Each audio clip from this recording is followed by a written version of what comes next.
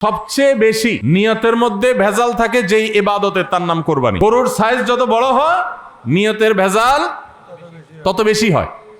সব ক্ষেত্রে এটা প্রযোজ্য না। অনেক নেককার মানুষ আছেন যে গরুর সাইজে বড়, মাশাআল্লাহ নিয়তটাও খালেস, আবার উপার্জনও হালাল, এরকম আল্লাহর বান্দাও আছেন, কিন্তু তাদের সংখ্যা খুবই কম। সাধারণত গরুর আকার যত বড় হয় এই বেশিরভাগ এই শ্রেণীর কোরবানি দাতাদের নিয়তে ভেজাল বেশি হয়। আপনি ঢাকা চলে যাবেন, গুলশান, বাড়িধারা, ঢাকার একেবারে এলিট শ্রেণীর মানুষের বসবাস যে সমস্ত এলাকা, সে সমস্ত এলাকায় দেখবেন এক এক বাড়ির ভিতরে গ্যারেজে বিশাল বড় বড় 3টা 4টা 5টা গরু, এক একটা 4 লাখ 3 লাখ 5 লাখ এরকম দামের গরু। এই বাড়িওয়ালাদের বেশিরভাগ লোকদেরকে দেখবেন জীবনে এরা মসজিদের ধারে কাছেও যায় না, কিন্তু কোরবানিটা করে মাশাআল্লাহ। কারণ কি? একে তো কোরবানি করে গরিব দুঃখী লাইনে দাঁড়ায় থাকবে, আপনার চেয়ারে বসে বসে গরিব দুঃখীরে কোরবানি গোশত দেব, ভালোই তো লাগে। একটা বাকাওয়াতি জাহির হয়, দানবীর সেটা জাহির করা যায়, উৎসব হয়, আনন্দ হয়।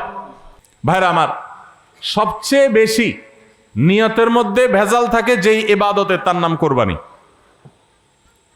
অন্য কোনো ইবাদতে নিয়তের মধ্যে ভেজাল এত বেশি থাকে না, কোরবানিদের মধ্যে নিয়তের ভেজাল যত বেশি থাকে। কারণ কি? কারণ হলো ওই যে কোরবানি করার পর এটার ফিডব্যাক, এটার উপকারিতা, গোশতগুলো এগুলো সব নিজেই ভোগ করে মানুষ, আপনার কাছে আবার ফিরে আসে। এই জন্য নিয়তের মধ্যে ভেজালের সম্ভাবনা অনেক বেশি থাকে।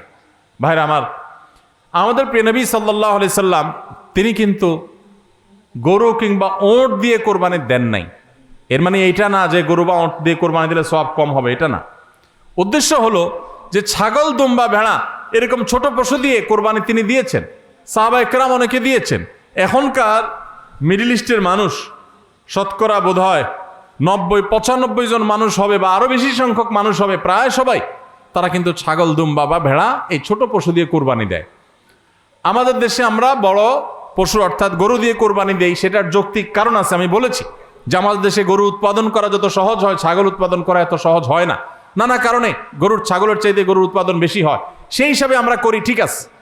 কিন্তু যদি উদ্দেশ্য হয় বড় পশু কোরবানি করে আমি বড় কোরবানি দাতা জাহির করব নিজেকে, তাহলে এর মাধ্যমে সওয়াব হওয়া তো দূরের কথা, মানুষ দেখানো ইবাদত করার কারণে শিরকে আসগরের গুনাহ হওয়ার আশঙ্কা আছে। আমার কথা কি বুঝাইতে পারছি? ভাইরা আমার, আমাদের দেশে বাস্তবতা হলো কিছু নেককার মানুষ আছেন, আল্লাহ তাআলা পয়সা করে দিয়েছেন, হালাল টাকা, আবার আল্লাহর উদ্দেশ্যে বড় পশু কুরবানি করে গরিব দুঃখীকে গোশত খাওয়ায়, গরিবদের পুষ্টির যোগান হয়, এরকম নেক উদ্দেশ্যওয়ালা মানুষ আছে আলহামদুলিল্লাহ। কিন্তু এই সীমিত সংখ্যক মানুষ ছাড়া সাধারণত গরুর সাইজ যত বড় হয় নিয়তের ভেজাল তত বেশি হয়। আমি কি আপনাদের বুঝাতে পারছি? সাধারণত আমি আগে বলেছি কোরবানি এটা উৎসব, কোরবানি একটা ইবাদত, এটা ইসলাম এবং মুসলমানদের সংস্কৃতি, সন্দেহ নেই। কিন্তু সব কিছুর উপরে ইবাদতের মানসিকতা প্রাধান্য থাকতে হবে। কারণ ইব্রাহিম আলাইহিস সালাম যে কোরবানি করেছিলেন, সেই কোরবানি মূলত আল্লাহর নির্দেশ পালনার্থে করেছিলেন। তিনি মূলত আল্লাহর কাছে প্রমাণ করেছেন বা আল্লাহর কাছে প্রকাশ করেছেন যে আল্লাহ যত আদেশ করেন, যত নিষেধ করেন সব তিনি মানবেন। এমনকি নিজের সন্তানকে কোরবানি করার নির্দেশ আল্লাহ করার পর সেটাও মানতে তিনি প্রস্তুত হয়েছেন। আল্লাহ সন্তান কোরবানি হইতে দেন নাই, কিন্তু তিনি পরীক্ষায় পাশ করে ফেলেছেন। এই কোরবানি আমাদেরকে শিক্ষা দেয় আল্লাহর আদেশ নিষেধ আমার যুক্তিতে ধরুক আর না ধরুক, আমার বুঝে খাটুক বা না খাটুক, আমার পক্ষে যাক আর বিপক্ষে যাক, আমার ভালো লাগুক আর না লাগুক, সর্বাবস্থা আমি আল্লাহর আদেশ নিষেধ মেনে চলবো। এটাই হলো কোরবানির প্রধান শিক্ষা।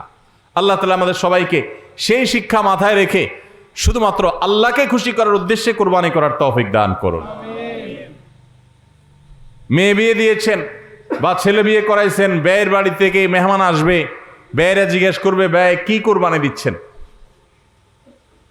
একটা ব্যাপার সেপার আছে। তখন যদি বলেন যে ব্যয় সাহেব এবার টাকা পয়সা হাতে নাই, সেজন্য এবার কোরবানি দিব না, তাহলে মুখ থাকে? এই জন্য একটা কোরবানি দেওয়া লাগে। এই কোরবানি কি ব্যয় হিসাবের জন্য হলো না আল্লাহর জন্য হলো? এই ব্যয় হিসাবের জন্য কোরবানি করলে সেটার সওয়াব হবে না? বরং শিরক হবে, শিরকে আসগর। এটাকে শিরকে আসগর বলা হয়। আল্লাহ তাআলা আমাদের সবাইকে আল্লাহকে খুশি করার জন্য কোরবানি করার তৌফিক দান করুন।